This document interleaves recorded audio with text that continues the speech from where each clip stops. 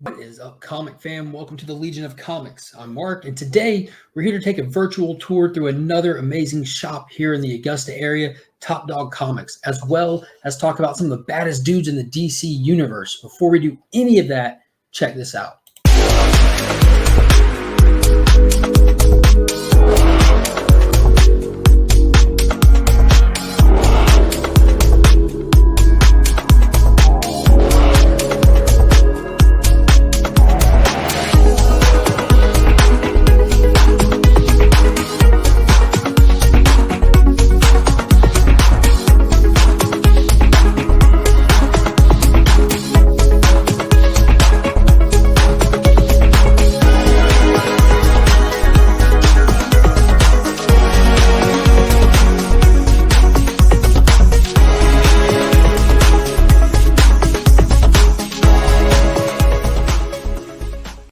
Big shout out to the newest channel sponsor, Justin Comics. He can help you out with any of your comic book cleaning and pressing needs for as little as $10 per book. He's got some of the fastest turnarounds. He can also submit to CGC and CBCS for you. Be sure to use code WeAreLegion to get that third book free.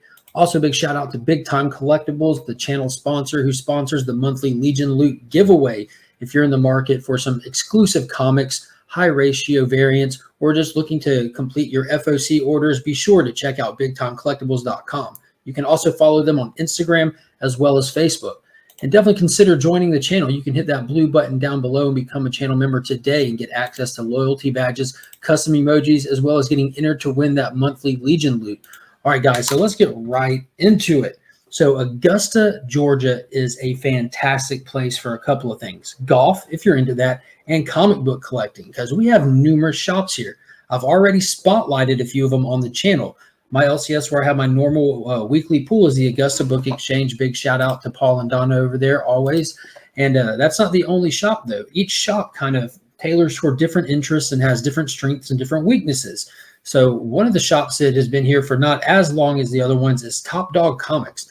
They are definitely a fantastic shop. The owner, his name is Chris. He's a great guy. He's very knowledgeable beyond comics even. He has a history with a pawn shop. The store started in a pawn shop here that I think his dad is the owner of or something. So like little under half the store was where he had his comics set up, and then he kind of did well enough that he was able to set up his own store in one of the suites in the shopping center behind it. Then he even expanded the store, which I'll show you some in the video that I have. And now he's moving everything into a larger store in a different area now. And it's still here locally. It's not far from where his shop is now, but it's a lot bigger. So he's continuing to expand the stuff. This is also the shop. If you go through my old videos, you'll see where I went to a Clayton Crane signing that he hosted that. And late at the end of this month, he's going to have a Jason David Frank signing at the shop 2 days after the grand opening of his new shop. So very excited for that. He, like I said, he's a great guy, as well as the other employee that works for him named Adam. Fantastic guys. Great to go in there. They have all kinds of cool stuff. So let's go ahead and take a look at his shop before this one closes. And I'll even down the road do a store tour of the new shop after it opens. So let's check it out. So I'm here at Top Dog Comics in Augusta, Georgia, off Washington Road. This is one of the many comic shops we have here. So let's go inside and see what they got. So like I mentioned, they're currently in the process of changing store locations. So I want to make sure I got a peek inside this one before it's gone. They've gone through numerous little store changes. He started out taking up space in a pawn shop he's affiliated with, then he expanded to this location, and then you even managed to expand this location by knocking out a center wall that used to go down through here. So they've already moved out a lot of stuff. All these racks used to have stuff just like right there all the way up, and that whole back wall was full as well. But they still have a good bit of stuff. Their key wall is cut down to a fraction of what it used to be. My man Adam normally has some new releases, some hot books that are coming out here recently, and ratio variants that are up here, as well as some more key older books in here as well. But always have some really cool figures in here. Their statue cases, most of their statues have already been moved to the next location, but they've got some Pokemon cards. You can get like protectors for your pops, as well as for action figures and whatnot. Then they always have a really cool selection of action figures. This is where I managed to get a lot of my McFarlane Snyder Cut figures from. Again, normally all of this is completely full, so the new location they're going to has got so much more space for them in their little gaming section here. Their recent release wall. More figures. Most of these are pretty much modern ones. They do have a random selection of vintage ones, and especially stuff from like the 90s from my childhood and stuff. You can see where they got their DC books out. They do sell DC on Tuesday here as well, and then the rest of it comes out on Wednesdays. I think this is where I found a book last time I was here, in this kind of a box full of randomness over here. But their back issue, they got trade section. They've got their back issue section all organized alphabetically. Amazing series right there.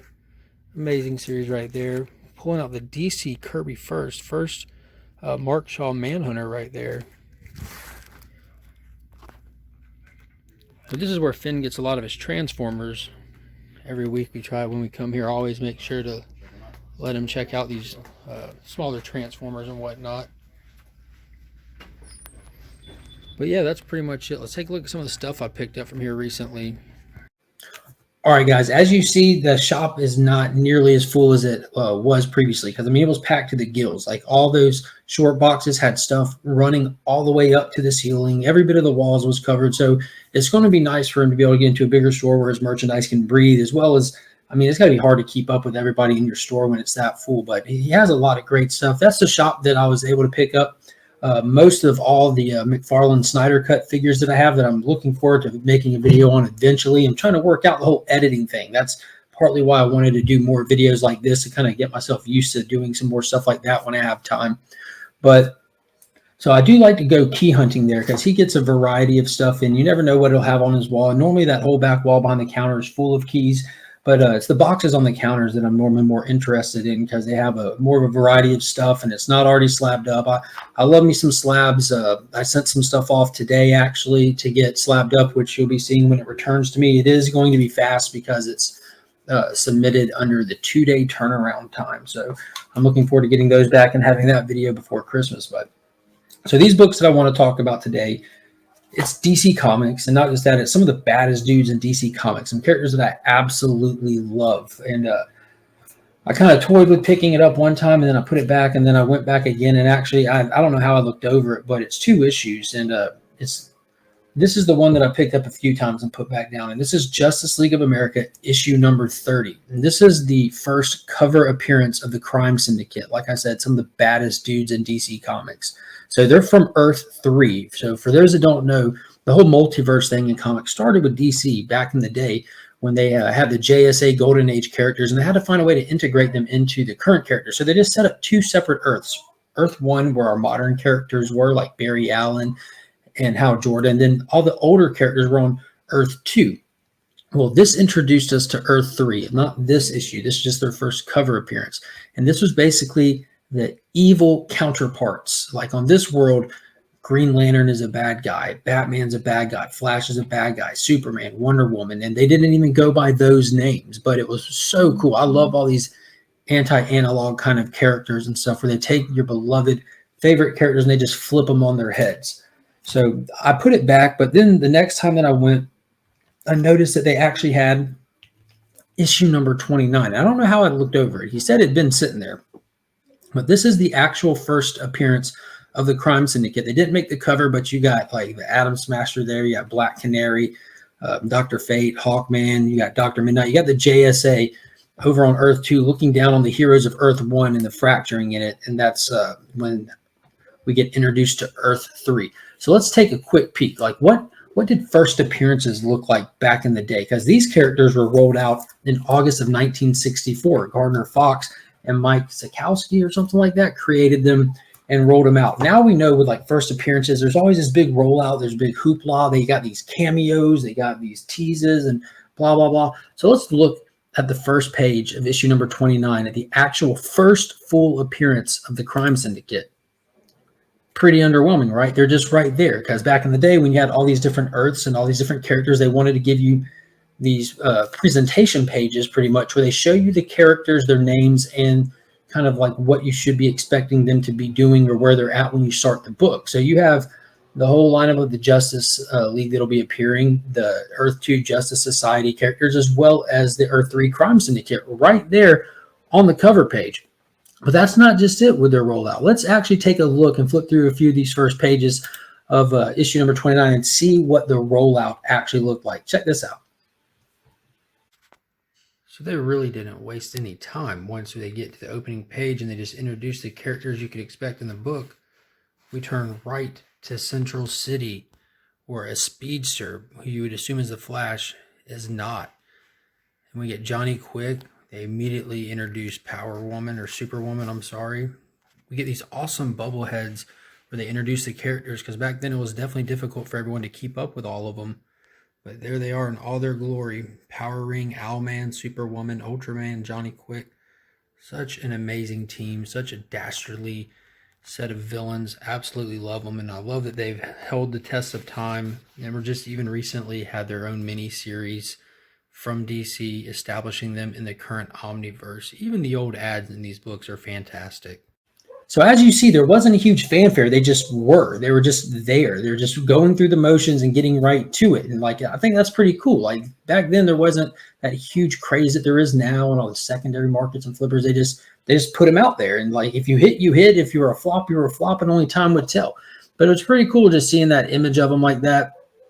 And like, see, there they are in their original form right there from issue number 29, that last little picture we saw when we were flipping through it.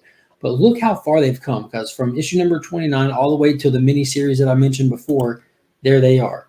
Like you can see where they've pretty much kept the core of who they are, because when you have a good character, they stick. You don't have to change them too much. And these people still stick to this day.